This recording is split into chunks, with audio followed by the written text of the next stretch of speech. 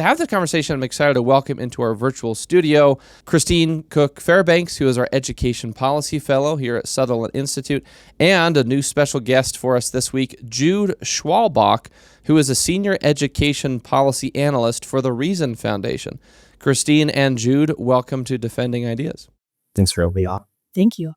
I'm excited to talk about this issue with both of you because I think, again, it's really getting to the core of a lot of the education debates we're having as a state and in other states as well. Maybe before we dive in, Jude, for folks out there who maybe aren't familiar with the Reason Foundation, can you give us kind of the quick primer, the intro for Reason Foundation, and then the kinds of things that you've been weighing in on in your role at Reason Foundation on education policy specifically? Yeah, absolutely. So Reason Foundation is a national 501c3 nonprofit research organization. We cover a broad array of policies. I'm on the education team, but we also have teams that consider things like criminal justice and transportation policy. If you go to reason.org, you can see all the issues we cover there, but we're a libertarian think tank. And so our team covers K-12 education, which means my work specifically pertains to K-12 open enrollment, which is a form of public school choice. But my colleagues also look into things like school finance as well.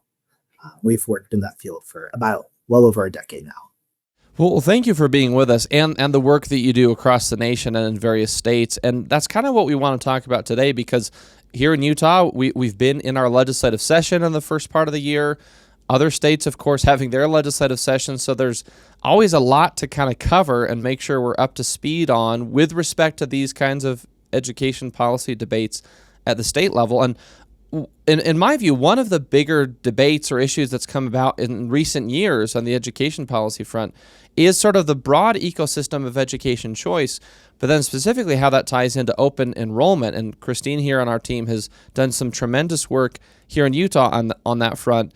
Jude, I want to start with you. So at the Reason Foundation, you've done a lot of work and writing on sort of this idea of open enrollment policies across the nation, kind of the status of those.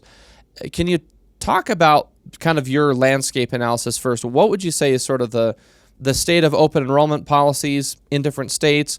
What's the momentum? Kind of what's the trajectory? What do you see from your vantage point? Yeah, so open enrollment is a policy that lets students transfer to traditional public schools other than the residentially assigned one. There's two types of open enrollment. There's cross-district, which lets students transfer to schools in other school districts. And then there's within-district open enrollment, which lets students transfer to schools inside their district, but outside their catchment area or attendance zone. So families use these policies for a wide array of reasons. Generally, it's so that they can attend schools that are a better fit, but sometimes it's to escape bullying or access schools and districts that are more highly ranked, shorten families' commutes, or even like do things like access college level courses. Maybe there's an AP class in the district over that's not offered in your assigned district. So that's what open enrollment is. That's why families use it.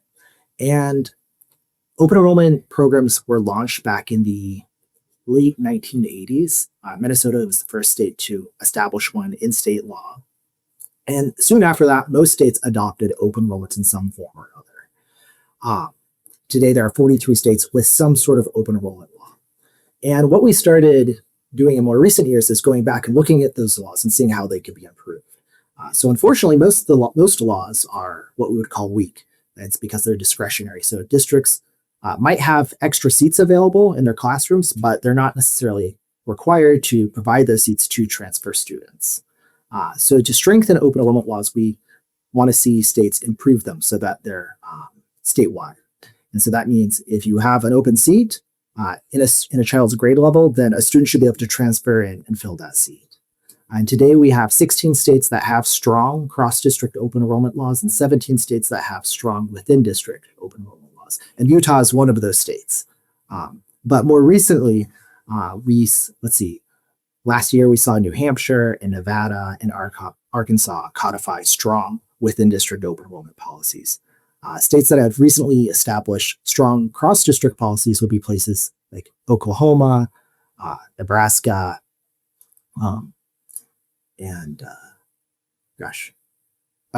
Arkansas also established both cross and within district open enrollment policies in recent years. So we've seen a lot of growth in just the past 5 or 6 years when it comes to open enrollment.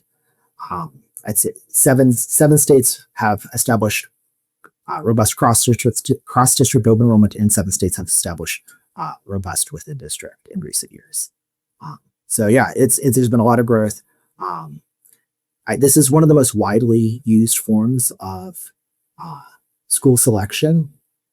That's because not every state has charter school laws. Not every state has private school choice options.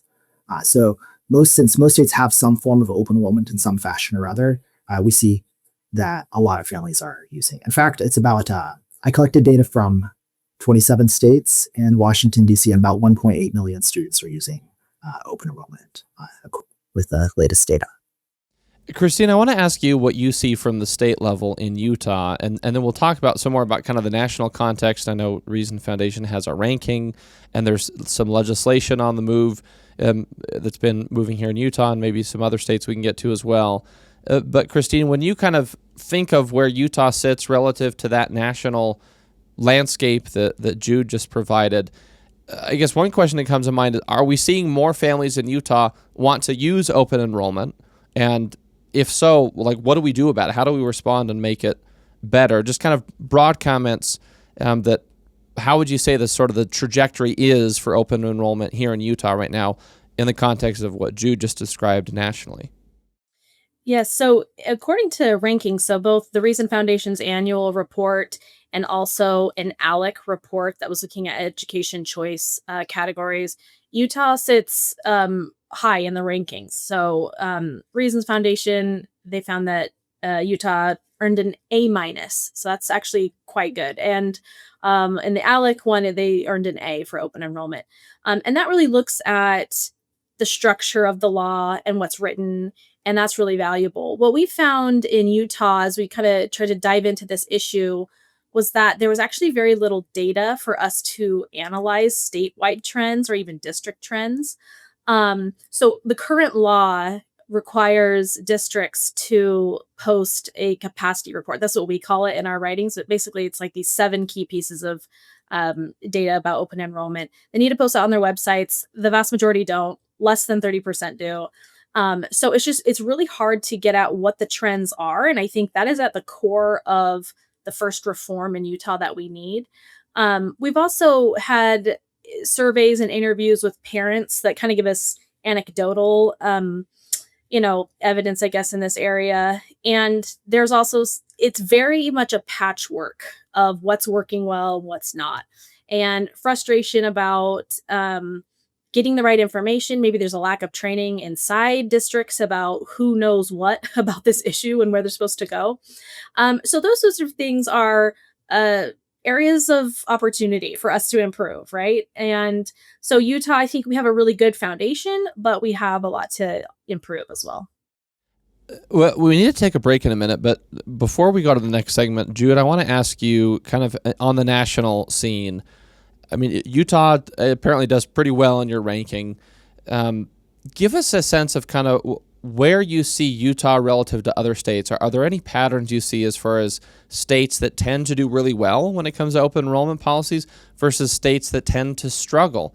Anything that policymakers in any state, but especially maybe those of us here in Utah, ought to be aware of as we're looking at reforming and improving these things? Yeah, so Utah does do pretty well in my rankings. It gets an A minus, but there are several states that do better. Places like Arizona, West Virginia, Idaho, and Oklahoma and Arkansas. And I'd say one area that most of those states, one thing that most of those states address that Utah does not is what Christine was just describing, that state level transparency. So I actually reached out to the Utah Department of Education last year because I was like, Utah has a great open enrollment program. I'd love to learn how many students are using it. And they emailed me back and said, yeah, we don't collect any. We have no idea. we don't collect any of that data. I was like completely shocked because even states that have weaker open enrollment laws typically collect that data. And I was able to gain it through data requests. So that's really where Utah could do well. But honestly, there are other areas like its robust cross and within district open enrollment program. Most states could really learn from Utah when it comes to those components of open enrollment policy. Thanks for watching that clip of Defending Ideas. For the full conversation, click the link in the description and make sure to like and subscribe wherever you get your shows.